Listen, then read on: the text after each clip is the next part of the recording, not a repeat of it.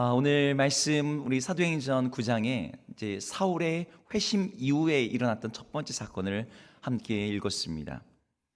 여러분, 우리는 그리스도인으로서 힘있게 살아가기를 우리 모두가 소원합니다. 여러분, 그렇습니까? 네, 우리가 정말 힘이 없이, 매갈이 없이, 세상에서 아무런 영향력도 발휘하지 못한 채 그냥 그렇게 살고 싶은 그리스도인은 아무도 없습니다. 우리가 삼손처럼 어마어마한 힘과 계력을 발휘하지 못할지라도, 우리가 사도처럼 정말 성령의 능력과 권세와 기적을 일으키지 못할지라도, 우리가 예수를 믿는 사람으로서, 하나님의 백성으로서 우리의 삶에 하나님이 함께 하시는 그런 능력, 하나님께서 자신의 백성들에게 부어주시겠다고 약속하셨던 그런 힘들이 나타나기를 우리는 모두가 원해요. 그것이 영적인 능력이든 아니면 인격적인 가마력이든 아니면 여러 형태로 우리가 그것을 원하죠. 그런 것들을 우리가 하나님께 원한다 할 때 우리의 체력도 거기도 해당될 것 같습니다. 우선 신체적인 건강이 돼야지 주의 일도 잘 감당하니까요. 몸이 약하면, 몸이 병들어 있으면 하나님의 영광을 자꾸 가릴 것 같은 그런 마음이, 송구함이 우리에겐 있죠. 오늘 본문에는 하나님 앞에서 특별하게 힘을 구하는, 그리고 힘을 얻는 내용이 나오고 있습니다. 마침 올해 2024년도 우리 교회의 표어로 잡은 말씀이 내 믿음을 확증하라예요. 우리 함께 같이 읽어볼까요? 내 믿음을 확증하라. 네, 근데 그 밑에 보면 어떤 내용이 들어있습니까? 이 믿음을 확증하는 구체적인 내용들이 어떤 거예요? 모두 능력이에요. 이걸 한글로 표현하면 힘인 거죠. 능력 사랑, 능력 전도, 능력 구제, 능력 선교. 여기에는 뭔가 사람들이 변화시킬 수 있는 어떤 실질적인 힘이 뭔가가 거기에 동반돼야 된다는 것이죠. 하나님이 그 안에 부으신 힘이 우리 가운데 나타날 때 우리의 믿음이 이 세상 가운데 확증되는 어떤 모습으로 나타날 수가 있습니다. 그럼 우리가 이런 힘을 어떻게 얻을 수가 있을까요? 오늘 본문에는 사울이 힘을 얻는 두 개의 장면이 나오고 있습니다. 첫 번째 장면은 18절과 19절에 나오는데요, 18절과 19절을 함께 읽어보겠습니다. 읽습니다. 시작. 즉시 사울의 눈에서 비늘 같은 것이 벗어져 다시 보게 된지라 일어나 세례를 받고 음식을 먹음에 강건하여 지니라. 여기 보니까 강건하여졌다는 말이 나옵니다. 사실 사울이 다메섹에서 예수를 만난 다음에 그에게 일어났던 신체적인 것은 그가 엄청나게 약화되는 거였어요. 식음을 전폐하면서 그의 마음도 그의 육체도 피폐하게 되었습니다. 그가 과거에 믿었던 모든 가치관이 송두리째 무너지는 것을 경험했어요. 여러분, 내가 정말 믿었던 게 완전히 다 거짓말이었어. 그게 다 무너지는 걸 경험을 하면은 정말 세상이 무너진 것 같은 그런 마음이죠. 몸의 컨디션도, 마음의 상태도, 멘탈도 모든 게 다 엉망이 됩니다. 이런 상황에서 사울이 아나니아의 기도를 통해서 정말 성령께서 그에게 임하실 때 그의 눈에서 비늘 같은 것이 벗어졌습니다. 그리고 그 이후로 마이크가 갑자기 너무 커져가지고요. 곧장 세례를 받게 됩니다. 사울이 세례를 받음으로 그 자리에서 물과 성령으로 거듭남을 받았어요. 그리스도인이 된 다음에 그는 비로소 음식을 먹기 시작했고 건강을 회복했습니다. 그런데 오늘 본문에서 음식을 먹고 강건해졌다 이 말 그렇게만 보는 게 아니라 그 앞에 일어나 세례를 받고 음식을 먹고 강건해졌다 이렇게 본문을 보는 게 더 맞아요. 그러니까 그가 육체적인 건강만 회복한 것이 아니라 그가 성령으로 세례를 받음으로 말미암아 그의 육체의 강건해짐과 동시에 성령으로 말미암은 강건해짐이 그에게 임했다는 것이죠. 이런 힘이 우리에게 필요합니다. 육체적인 건강, 성령이 임하심으로 주어지는 그런 힘. 근데 오늘 본문에 이 사도가 되는 이 사울이 힘을 얻는 또 다른 내용이 하나 더 나와요. 22절을 읽어보겠습니다. 22절도 한번 읽어볼까요? 22절 읽겠습니다. 시작. 사울은 힘을 더 얻어 예수를 그리스도라 증언하고 다메섹에 사는 유대인들을 당혹하게 하니라. 여기 보니까 사울이 힘을 더 얻었다라는 이런 표현이 나오는 거죠.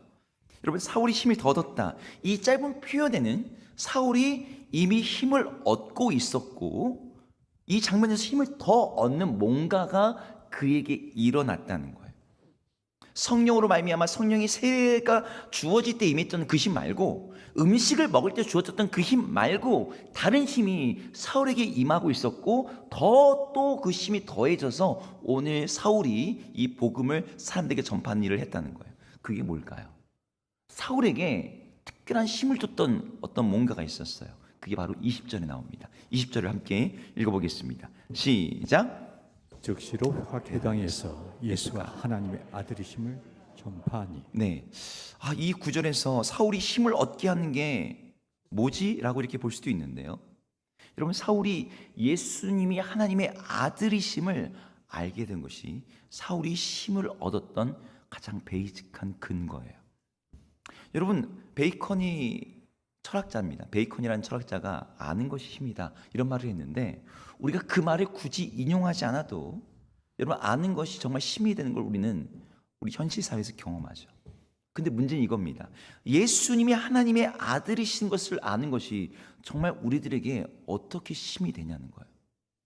사울에게 이것이 어떻게 힘이 되었고 이 일이 나중에 힘을 더 얻어서 그걸 전파하는 일이 되었냐는 거죠.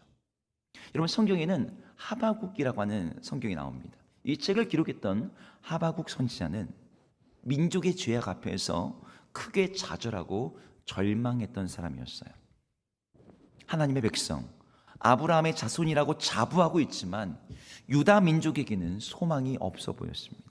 죄가, 우상 숭배가, 탐욕이 자기 백성을, 자기 민족을 다 삼켜버렸어요.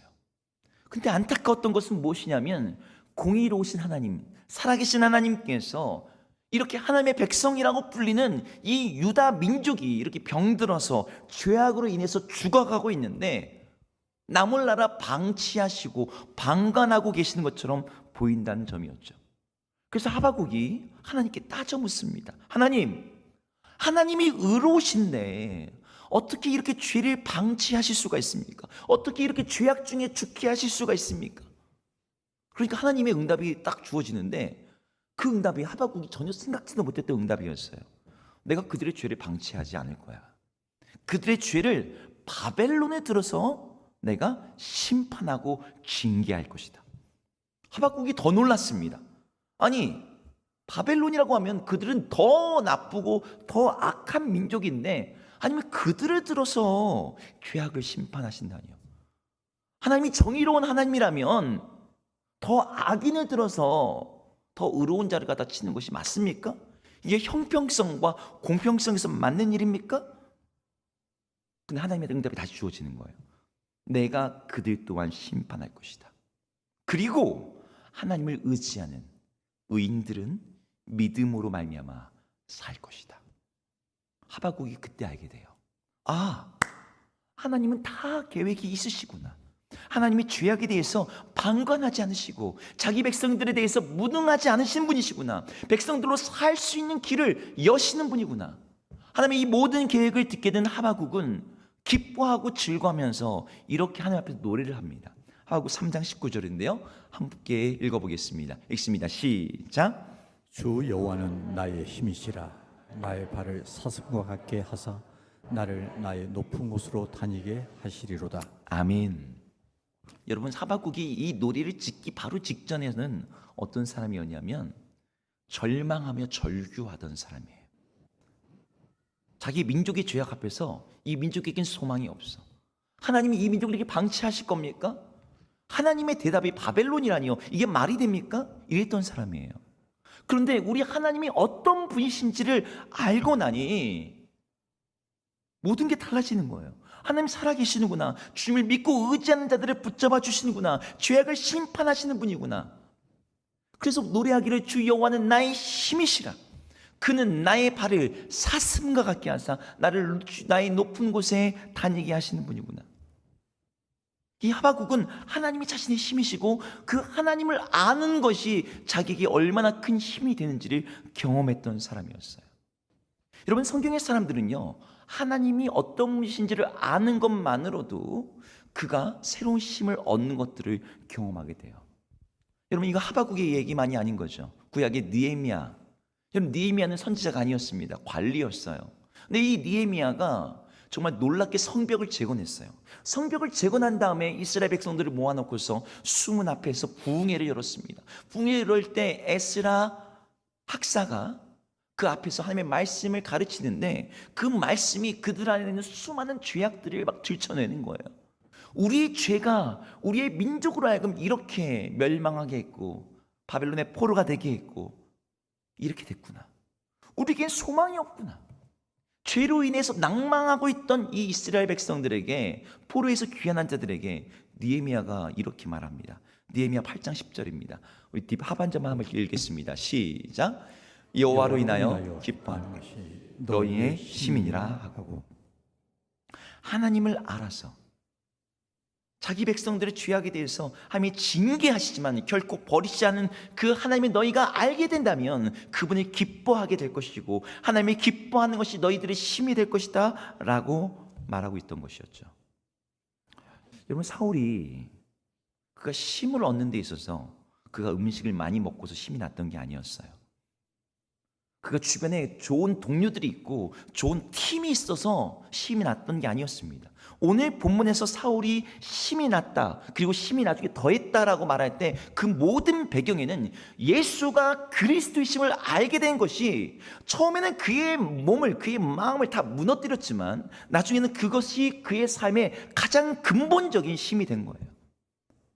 나사렛 예수가 그리스도라는 게 충격이었죠. 근데 그분이 그리스도라는 걸 알게 되자, 그분이 선지자들이 그토록 예언했던 분이라는 것을 알게 되자, 그분으로 인해서 다윗에게 허락하셨던 그 하나님의 나라가 이제 시작되었고 그 나라가 이제 임할 것이고, 그래서 하나님의 통치가 온 땅 가운데 확장될 것을 그가 믿음으로 이제 알게 되자 사울에겐 새로운 차원의 힘이 생겨나게 된 거예요.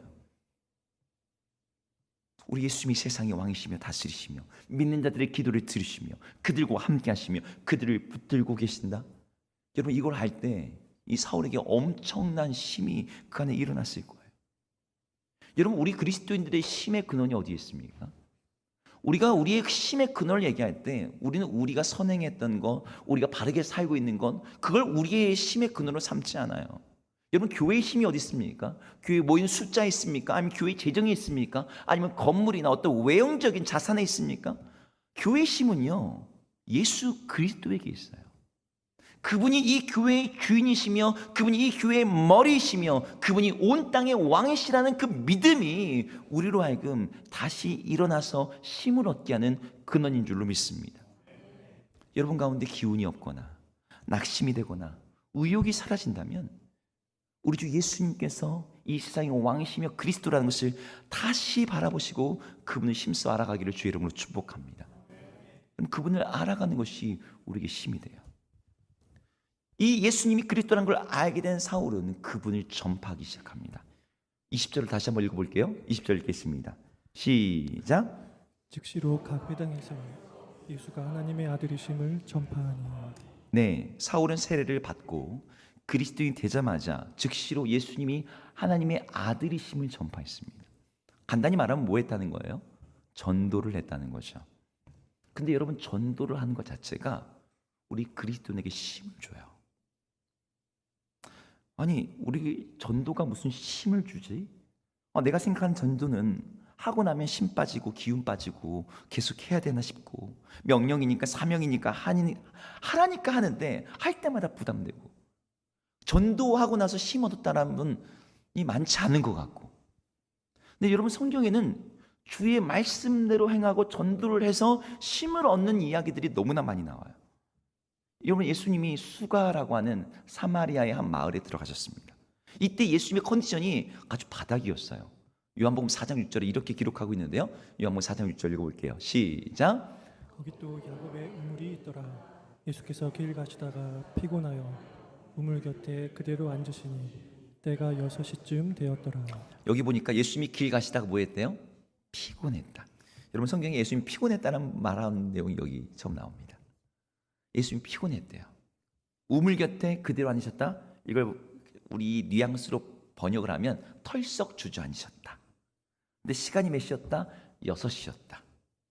이제 마태복음, 마가복음, 누가복음은 유대 시간을 가지고 시간을 기록했는데 요한복음은 로마의 시간을 가지고 기록을 해놨어요. 그래서 고대 많은 이제 주석학자들은 이걸 정으로 해석을 하는데 전역으로 보는 게 더 맞습니다. 하루 종일 여행을 하시고 광야를 지나셔서 이 마을에 들어오신 거예요. 낮에 뭐 어디서 음식을 드시고 오셨겠습니까? 저녁이 됐을 때 예수님이 피곤하셨어요. 목도 마르고 배도 고프셨을 거예요. 제자들은 이제 동네에 먹을 것을 사러 들어갔습니다. 그런데 그 시간에 사마리아 그 마을의 한 여자가 우물가로 나온 거예요. 그 여인과 대화를 하면서 그 여인에게 예수님이 복음을 전하셨죠. 제자들이 음식을 사가지고 딱 나왔는데 예수님이 한 여자와 대화를 하고 계세요. 그래서 무슨 대화를 하시는지 끼어들기가 애매해서 옆에 가만히 서 있었습니다. 이 여자가 예수님과 대화를 다 하더니만 이 여자가 내가 예수님을 만났다, 내가 메시아를 만났다, 그래서 마을에 막 들어가는 거예요. 제자들이 이제 그 여자가 갔으니까 예수님께 음식을 드리면서 예수님 음식을 드시죠. 근데 예수님이 뭐라고 말씀하시냐면 야, 내게는 너희가 알지 못하는 먹을 양식이 있다라고 말씀하시는 거예요. 제자들이 이게 무슨 말인가? 아니 혹시 누가 그 사이에 예수님께 음식을 가져다 줬나? 아니 저 여자가 줬나? 뭐 이렇게 의아해하는데 예수님이 이렇게 말씀하십니다. 우리 34절 말씀 함께 읽어볼게요. 읽겠습니다. 시작. 예수께서 이르시되 나의 양식은 나를 보내신 이의 뜻을 행하며 그의 일을 온전히 이루는 이것이니라. 아멘. 여기 보니까 나의 양식은 뭐래요? 나를 보내신 이의 뜻을 행하며 그의 일을 온전히 이루는 이것. 난 너희들이 알지 못한 양식이 있어.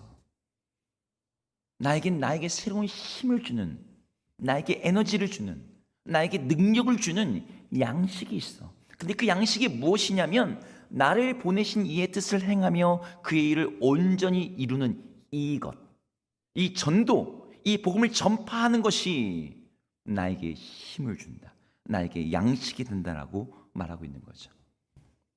이 구절을 그 광염교회 주연사 목사님이 설교를 하면서 이름을 이렇게 붙였어요. 하나님의 뜻대로 행하는 것, 전도를 통해서 강건하여지고 힘을 얻는 양식. 그래서 이 양식의 이름을 행식이라고 부르시더라고요. 행식. 아침에 먹는 조식, 점심에 먹는 중식, 석식, 야식, 간식, 특식, 많은 게 우리를 배부르게 하고 우리를 기운나게 하고 우리를 힘있게 할 수 있지만 그리스도인으로 참으로 힘있게 만드는 것은 이 하나님의 말씀에 순종함으로 말미암아 복음을 전하는 바로 그것, 그 행식이 우리에게 힘을 주는 줄로 믿습니다. 제가 목사지만 시간 내서 전도하기가 참 어렵습니다. 이전 교회에서 제가 전도팀 담당이었어요. 그러니까 무조건 일주일에 몇 번 전도를 나가요. 나가기 전까지는 오늘 비가 오는데 전도를 나가야 되나? 뭐 이런 거 있잖아요. 오늘 할 일이 너무 많은데 전도를 나가야 되나? 그런데 나갔다 오면 이상하게 힘이 생겨요. 나갔다 오면 내 안에 다시 복음의 어떤 불붙는 마음이 생깁니다. 하나님은 우리에게 그런 것들을 말씀하세요. 하나님을 갈망하도록, 하나님의 뜻에 순종하도록 우리에게 요구하시는 것들이 있습니다. 그것이 비단 전도만 있는 건 아니죠. 종종 그것은 금식으로 나타날 수 있습니다. 여러분, 금식은 어때요? 하고 나면 우리 몸이 약해지잖아요. 몸의 에너지도 떨어지고 기운이 없어져요. 근데 주의 뜻으로 순종함으로 하는 금식은 분명 몸에는 먹은 게 없어요. 그런데 그거 자체가 세상이 알지 못하는 양식이 됩니다. 하나님으로 배부르게 되죠. 내가 기뻐하는 금식은. 이사야가 선포했던 그 금식의 내용을 들어보시면 하나님이 그 금식을 통해서 일하신 이 내용들이 나오기 시작합니다. 영혼에 어마어마한 능력이 주어지죠. 여러분, 하나님의 뜻에 순종함으로 말미암아 오늘 사울 같은 경우는 복음을 전파하는 바로 그 전도의 일로 말미암아 하나님이 그에게 힘을 주시는 것을 그는 경험했어요. 여러분, 죽은 자를 살리는 소식, 절망하는 자들에게 소망을 주는 소식, 여러분 그 소식을 전할 때 여러분 우리는 힘이 나죠. 여러분 그 경험적으로 알지 않습니까? 여러분 우리가 그 소식을 전하면 그 소식 때문에 그 사람의 인생에 어떤 일이 일어날지를 알기 때문에 우리는 그 소식을 당장 밥 먹는 것을 다 뒤로 하고라도 전하고 싶은 이야기들이 있어요. 유명한 영국의 신학자 톰 라이트가 복음을 설명하면서 인용했던 예화가 있습니다. 한 아들이 불치의 병에 걸렸는데 그 아들을 둔 아버지가 아버지 이야기예요. 이 아이가 병이 걸렸는데 무슨 병인지 이유도 모르는 거예요. 아이가 계속 중환자실에 있습니다. 근데 나중에 알고 봤더니 이 병명이 나왔는데 이 진단명이 더 절망적이야. 근육 위축병, 2살 전에 다 죽는데. 아버지는 할 수 있는 걸 다 합니다. 이 탄광지대에 네 아버지가 제대로 된 직장이 있습니까? 돈이 많이 벌지도 못해요. 보험도 제대로 안 돼요. 직장은 그만두고 포기하고 대출을 받을 수 있는 만큼 받아가지고 병실을 지키며 남은 시간만큼이라도 아들이랑 함께 하려고 하는데 아들의 몸이 점점 죽어가는 거예요. 근육 위축병, 기침 잘못하면 죽어요. 애가 갈에서 끼어가지고 근육이 그걸 못 해내요. 아들만 죽어갑니까? 아빠도 같이 죽어가죠.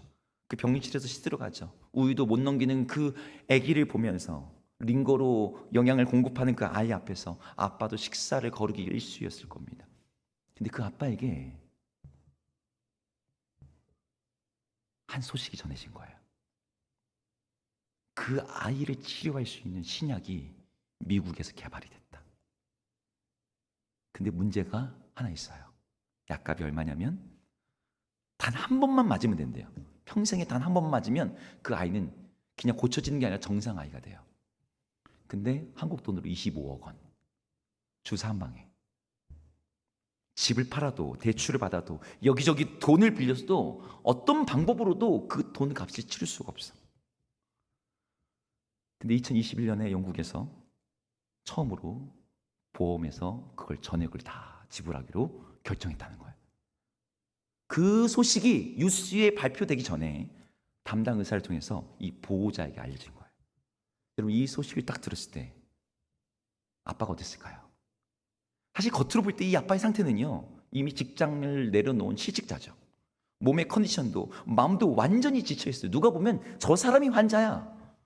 그런데 그 소식을 딱 듣는 순간부터 이 아빠는 세상에서 가장 건강하고 힘있고 행복한 사람이 되어버렸어요. 밥을 먹지 않아도 배불렀을 거예요.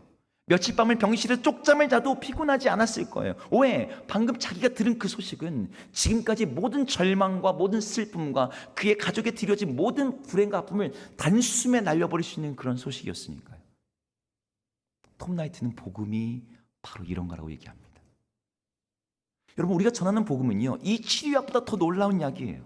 성경은 모든 인간이 죽음에 이르게 된 불치의 병에 걸려 있다라고 진단을 합니다. 모든 사람이 반드시 죽게 되는 병, 육체만 병들고 죽게 되는 것을 넘어서 영혼까지도 병들어 살게 하다가 마침내 영원한 지옥에서 형벌을 받게 되는 그 병, 그 병의 이름이 죄악이라고 진단해요. 그런데 이 세상의 그 무엇도 이 죄악을 제거하지 못해. 이 죄악을 치료할 수 없어. 이 죄악에서 건져낼 수 없어. 모두가 이 죄악의 감염자인데 이 사람을 고칠 수 있는 방법이 없네. 근데 이 방법이 딱 한 가지가 있대요. 하나님께 그 방법이 있대. 하나님께서 그 사람을 고치고 온전하게 할 수 있대요. 그래서 그 약을 주셨는데 그 약이 우리가 잘 알고 있는 구약입니다. 그래, 율법을 너네 순종하면 너네 다 고침받을 수 있어. 내가 너희 의롭게 해줄게. 너희 온전하게 해줄게. 너희 건강하게 해줄게. 너희 거룩하게 해줄게. 근데 그 값을 치를 수 있는 인간이 없는 거예요. 누구도 이 율법의 요구를 만족시킬 수가 없어요. 자신의 육체의 생명으로도 내 자신의 영혼의 생명을 구할 수가 없어요. 그런데 이 놀라운 소식이 전해집니다.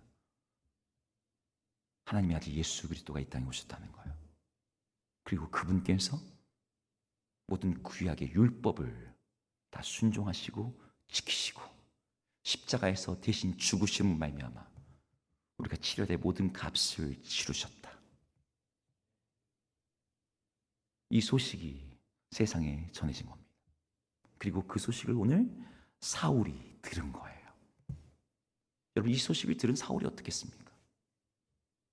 자기 민족에게 이 세상의 모든 사람들에게 이 모든 민족과 세상을 살릴 수 있는 이 놀라운 소식을 들은 사울이 이 복음을 전하는 일에 정말 힘이 나지 않았겠습니까?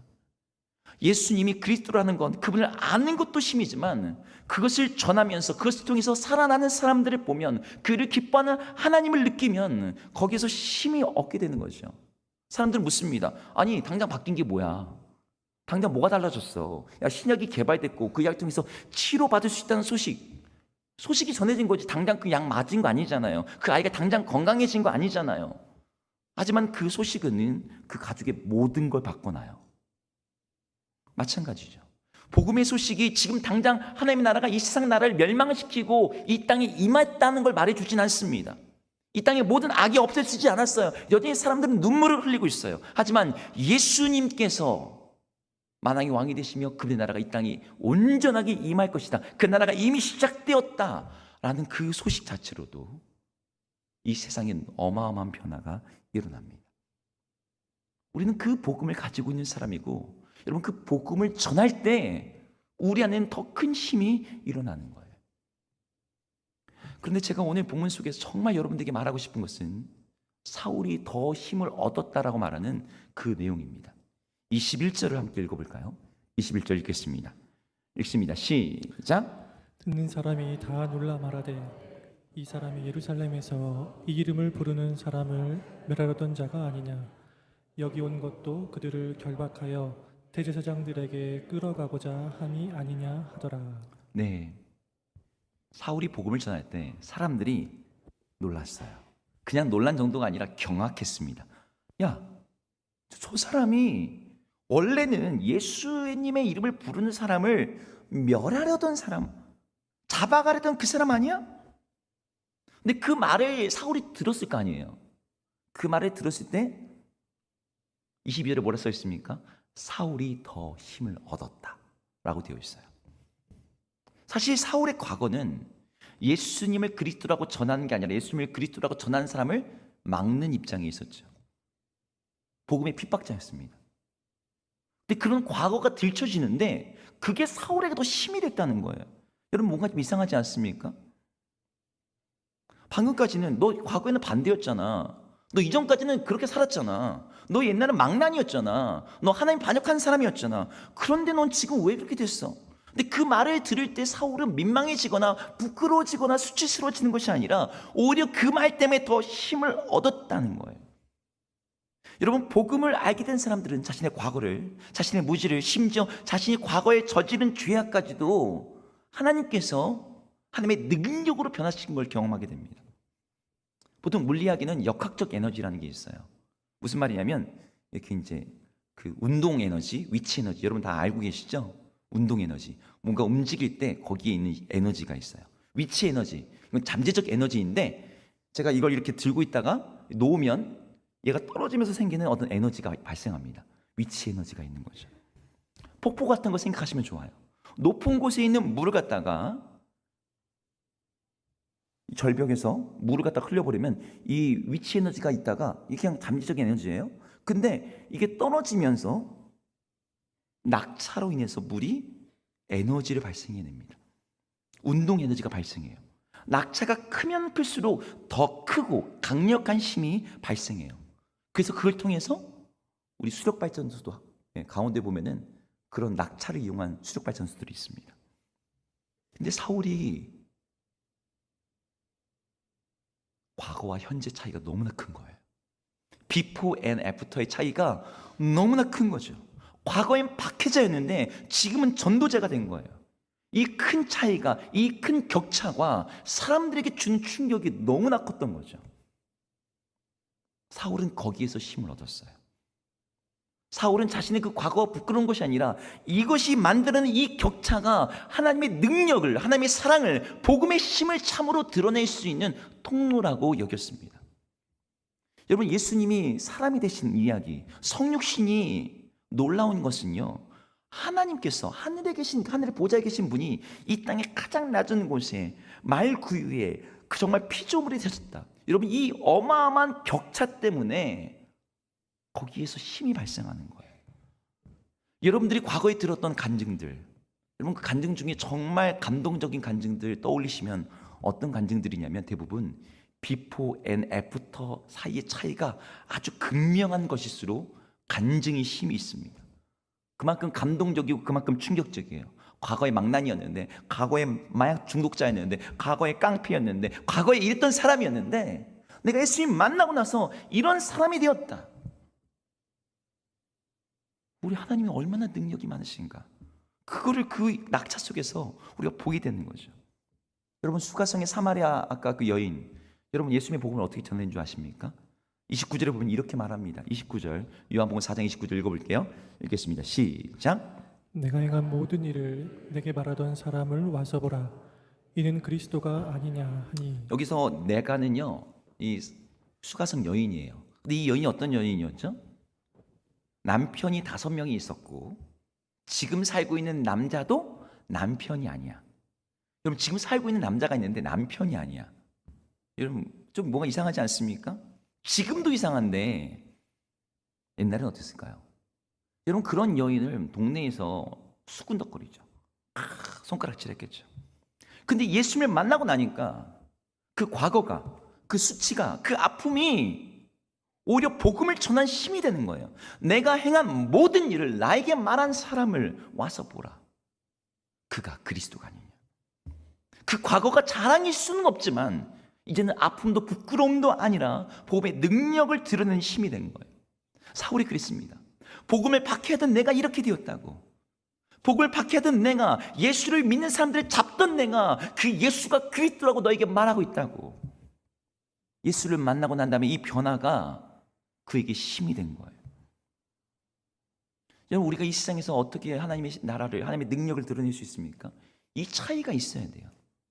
이 격차, 위치 에너지가 운동 에너지로 전환되는 이런 격차의 힘이 우리들에게 있어야 되는 거죠.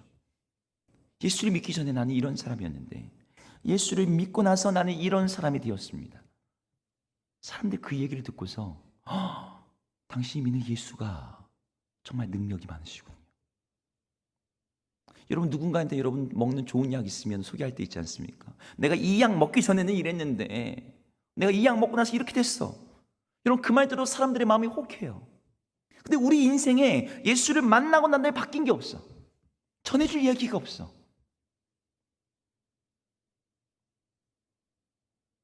목사님, 저는 모태신앙이에요. 드라마틱한 게 없어요.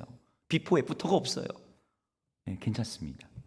복음의 낙차는요, 과거와 현재 사이의 차이에서만 발생하지 않아요. 여러분, 더 큰 힘은 모두가 검정인데 거기에 하얀색 점 하나 딱 찍으면 여러분, 그게 더 힘이 있습니다. 세상의 문화, 사회의 가치를 따르는 세상적인 삶은 다 이렇게 살아가는데 세상 모든 사람들이 돈 하고 살고 있는데 저 사람은 왜 저렇게 살지? 어떻게 저렇게 살지? 여러분, 그걸 보여주면 세상이 거기에서 또 그걸 보는 거예요. 축복과 고난을 대하는 자세의 차이, 추구하는 삶의 가치와 목표가 다른 차이, 돈과 권력과 인기에 대한 전혀 다른 관점. 여러분, 이런 것들이 우리 그리스도인으로 하여금 참으로 하나님의 능력을 세상에 드러내게 만드는 것이죠. 성령이 너에게 임하시면 너희가 권능을 받고 내 증인이 되리라 하실 때 여러분, 그 증인이 되는 성령의 권능이 대단한 기적, 초자연적인 능력을 가리키는 것입니까? 아니에요. 성령이 임함으로 말미암아 그가 세상과 만들어내는 격차, 비포 앤 애프터의 격차, 이 차이가 성령의 능력, 권능이 되어서 너로 하여금 증인되게 만들 것이다라고 하는 것이죠. 2024년도 우리 교회 포효가 내 믿음을 확증하라입니다. 여러분, 이 믿음을 어떻게 확증합니까? 능력을 통해서래요. 힘을 통해서래요. 여러분, 이 힘을 어떻게 얻으시겠습니까? 우린 기도를 통해서 얻지요. 말씀을 통해서 얻지요. 성령의 충만함을 간구하면서 얻지요. 예수 그리스도가 누군지를 아는 것을 통해서 얻지요. 전도하는 걸 통해서 얻을 수 있습니다. 하지만 무엇보다도 오늘 사울이 보여주는 것처럼 삶의 격차를 통해서 만들어지는 성령의 권능이 우리 주변에 주어짐으로 말미암아 예수님을 주로 섬김으로 말미암아 나타나는 이런 세상과의 차이점으로 말미암아 나타나는 이 격차, 여기서 만들어낸 힘을 가지고 여러분들이 우리의 믿음을 확증하셨으면 좋겠습니다. 우리에게 당신이 예수를 믿는 이유가 무엇입니까? 그 소망의 이유에 대해서 묻는 세상 앞에서 담대하게 내 안의 소망은 바로 이것 때문입니다라고 말해줄 수 있는 우리 예수 그리스도 이름을 그렇게 전파할 수 있는 우리 모두가 되기를 주 이름으로 축복합니다.